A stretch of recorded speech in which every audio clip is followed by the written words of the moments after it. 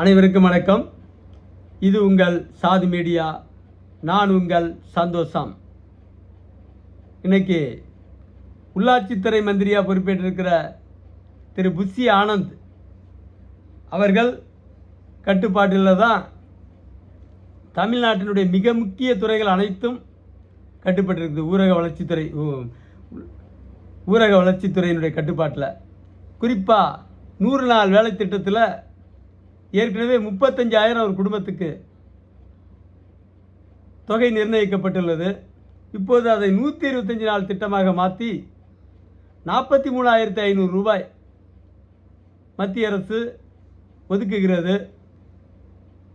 ஏற்கனவே 35,000 ரூபாயாக இருந்தபோது 5,000 ரூபாய்க்கு மேலே வாங்கினவனே இல்லைங்கிற நிலைமை தான் ஊராட்சியில் இருக்குது.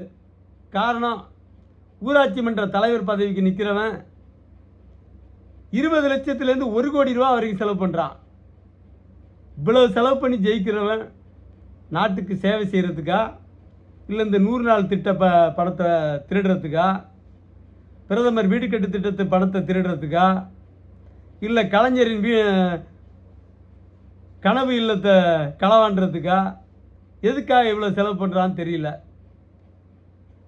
ஏற்கனவே 35,000 போய் சேரல. DMK fraud company, AIADMK fraud company, கூட்டு களவாணிகள். இவன் ஆட்சியில் திருடுறதில் அவனுக்கு பங்கு உண்டு, அவன் ஆட்சியில் திருடுறதில் இவனுக்கு பங்கு உண்டு. 2 கூட்டு களவாணி. திமுக என்றாலே ஊழல், ஊழல் என்றால் திமுக. 3 எழுத்து, ஊழல் 3 எழுத்து. ஊழலை ஒழிக்க வந்த டிவிக்கே 3 எழுத்து. எல்லாம் 3 எழுத்து மந்திரமாக தான் இருக்குது. இப்போ இந்த புஷி ஆனந்த் 43,500 ரூபா இப்போ ஒதுக்குறாங்க 100 நாள் திட்டத்தில். இப்போ விஜய் வந்துட்டார். ஏற்கனவே இந்த கூட்டு களவாணி, இந்த களவாணிங்க களவாணிட்டான். அதிகாரிங்க பெருத்த காசு, சரியான கொள்ளை. இந்த பாலிடெக்னிக் படித்தவன் அந்த ஓவர்சியர் 500 கோடிக்கு செத்துட்டான். பிடிஓ கிட்டத்தட்ட ஒரு 380க்கு மேலே இருக்குது. ஊராட்சி ஒன்றியம் பிடிஓ ஏபிடிஓன்னு 2 பேர் இருக்கான். கிட்டத்தட்ட 760க்கு மேலே இருக்குது.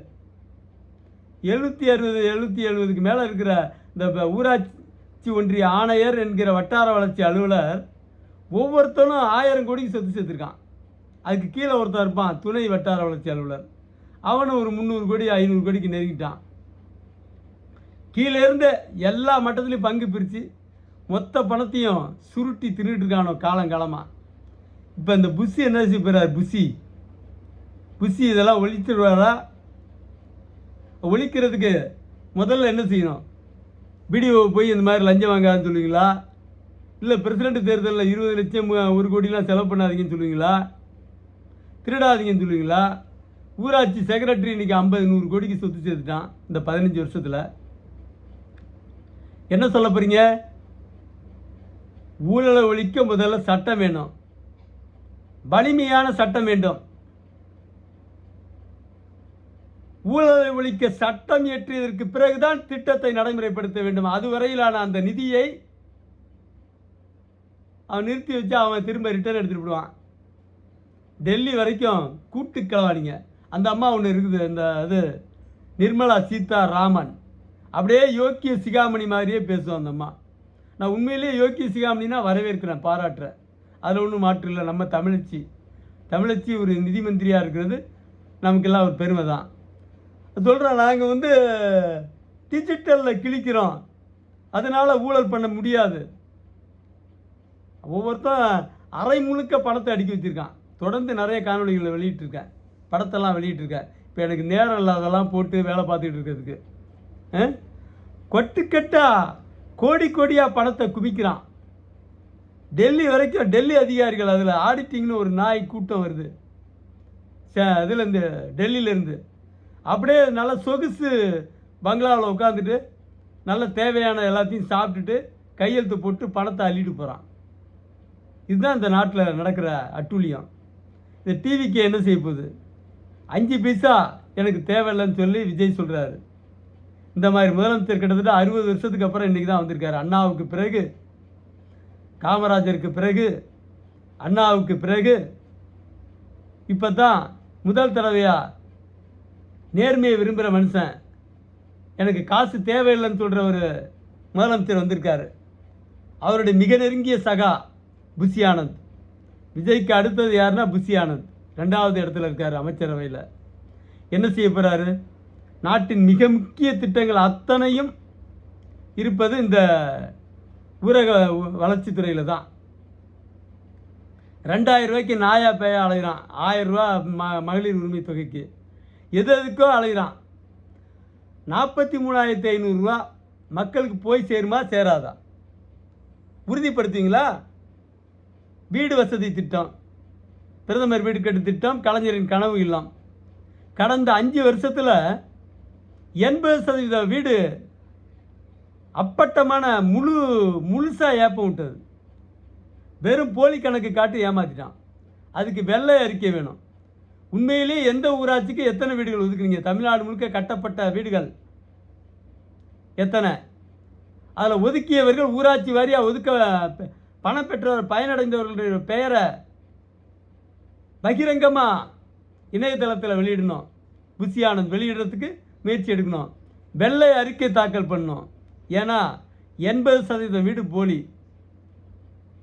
எல்லா வீடு மனு கொடுத்தது உண்மை, அப்ரூவல் வாங்கினது உண்மை, வீடு கட்டினதும் உண்மை. இவன்ட்டு அலைஞ்சி தெரிஞ்சு 2-3 வருஷம் அலைஞ்சி தெரிஞ்சு பார்த்துட்டு வீடு கட்டினது உண்மை. ஆனால் அந்த பயல பில்லை மட்டும் அவனை எடுத்துகிட்டு விட்டான். அதையும் மீறி ஒரு 20% வீடு கொடுத்துருக்கான். அதுக்கு 30,000 ரூபா முன்பணம் கொடுத்தா தான் வீடு ஒதுக்குவான்.